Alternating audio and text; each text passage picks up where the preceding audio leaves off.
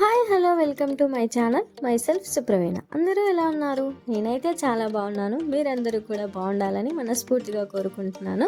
అనగా ఈరోజు ఈ వ్లాగ్లో మీరు ఏం చూడొచ్చు అని అంటే, రీసెంట్గా సంక్రాంతి ఫెస్టివల్ అయిపోయింది కదా.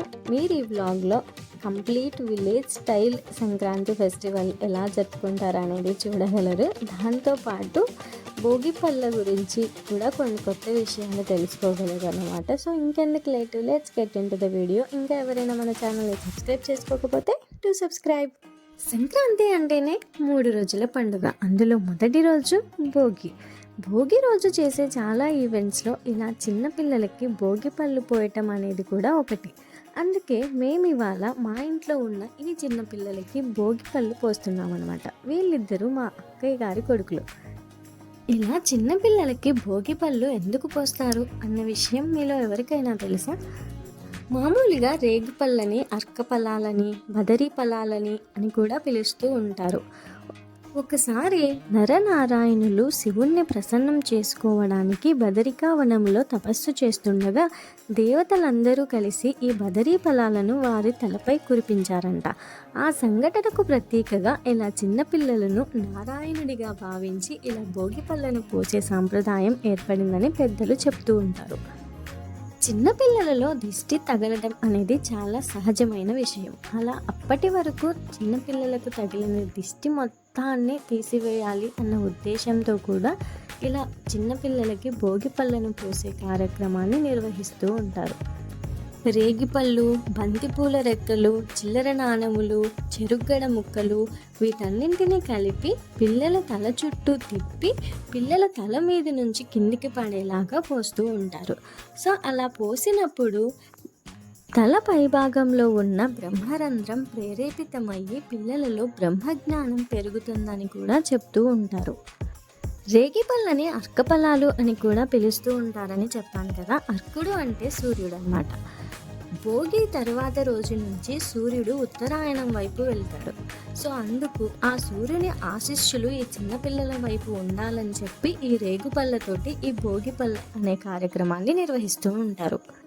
బంతిపూలకి చుట్టుపక్కల ఉన్న క్రిములను చంపే లక్షణం అనేది ఉంటుంది. దాంతోపాటు చర్మానికి సంబంధించిన రోగాల నుండి ఉపశమనం కలిగించే లక్షణం కూడా ఉంటుంది. ఇది చర్మానికి తగిలితే మంచిది అని కూడా అంటూ ఉంటారు. అందువల్ల ఈ బంతిపూల రెక్కలని ఈ భోగి పళ్ళ కార్యక్రమంలో ఉపయోగిస్తూ ఉంటారు.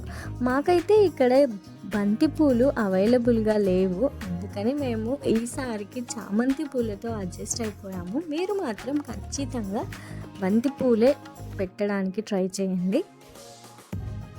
చుట్టుపక్కల ఉన్న పెద్దవారందరినీ పిలిచి ఈ భోగి పళ్ళు పోసే కార్యక్రమాన్ని నిర్వహిస్తూ ఉంటారు. ఇలా ఈ భోగి పళ్ళు పోసే కార్యక్రమం మొత్తం అయిపోయిన తర్వాత ఇలా పోసిన పండ్లని తినకూడదు. వాటిని మొత్తాన్ని ఒక చోటకి చేర్చి ఎత్తి ఎవ్వరూ తొక్కని చోట పారవేయాలన్నమాట.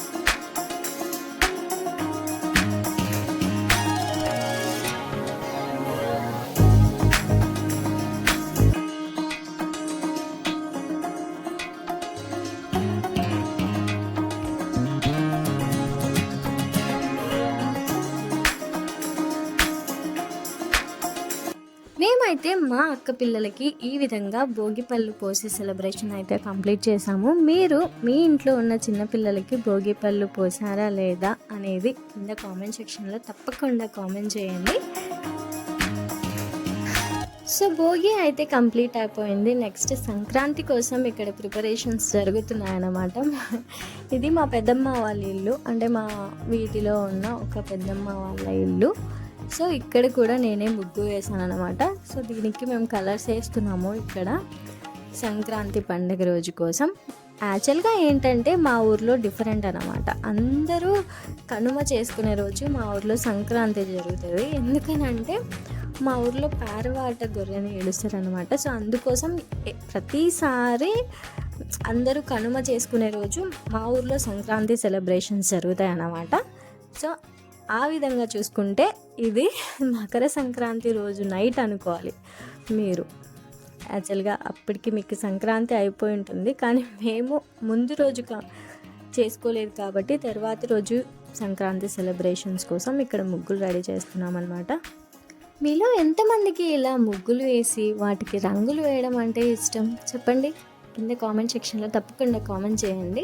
నాకైతే ఇలా ముగ్గు వేసి వాటికి రంగులు వేయడం అనేది చాలా ఇష్టం అన్నమాట. మనలో ఒక యాక్టివ్నెస్ వస్తుంది. ఇలా ఒక కొత్త ఆటని మనం చేస్తున్నప్పుడు మనకి ఎప్పుడైనా బోరింగ్ అనిపించినా లేకపోతే మూడ్ ఆఫ్గా ఉన్నా నేనైతే ఇలా ఏదైనా ఆర్ట్లు ట్రై చేయడానికే ఎక్కువ ప్రిఫర్ చేస్తాను అనమాట. ఎందుకంటే మన మూడ్ చిల్ అవుతుంది. మనలో ఉన్న ఏదో కొత్త క్రియేటివిటీ కొత్తగా బయటకు వస్తే మనకు కొంచెం హ్యాపీనెస్ అనేది మనసుకు కలుగుతుంది. సో అందుకు నేను ఇలా ఆర్ట్ వేయడం అన్నా ఇలా ముగ్గులేసి వాటికి రంగులు వేయడం అన్నా నాకైతే చాలా చాలా ఇష్టం. సో అందుకు నేను ఇలా సంక్రాంతికి ఎప్పుడు నార్మల్ ముగ్గుల కంటే కూడా ఇలా గాలిపటాలు, భోగి కుండలు, గంగిరెద్దు ఇలాంటి కొంచెం స్పెషల్గా వేయటం అంటేనే నాకు చాలా ఇష్టం అన్నమాట. సో ఇవన్నీ మా ఇంటి ముందర వేసుకున్న ముగ్గులు. ఇందులో ఒక ముగ్గు మా అక్క వేసింది, మిగతావన్నీ నేనే వేశాను. సో మీరు కూడా చూసి నా ముగ్గులు ఎలా ఉన్నాయి అనేది కింద ఖచ్చితంగా కామెంట్ సెక్షన్లో కామెంట్ చేయండి. మా అమ్మ వాళ్ళ ఇంట్లో ఇలా ఒంటిగాడు అనే స్వామికి పెట్టే ఆచారం ఉందన్నమాట. అందువల్ల సంక్రాంతి పండుగ రోజు ఖచ్చితంగా మేము ఈ స్వామికి పెట్టాల్సి ఉంటుంది. సో ఇలా ఆ కార్యక్రమం ఎలా జరుగుతుంది అనేది మీరు ఈ వీడియోలో చూడొచ్చు. స్వామివారిని ఎత్తుకొని ఊరంతా తిరిగే ఒక ఆయన ఉంటారనమాట. అది కూడా వాళ్ళ వంశం ఆచారం ప్రకారం ఆనవాయితీగా వస్తూ ఉంటుంది. వాళ్ళు మాత్రమే స్వామివారిని ఎత్తుకొని ఊరంతా తిరుగుతూ ఉంటారు.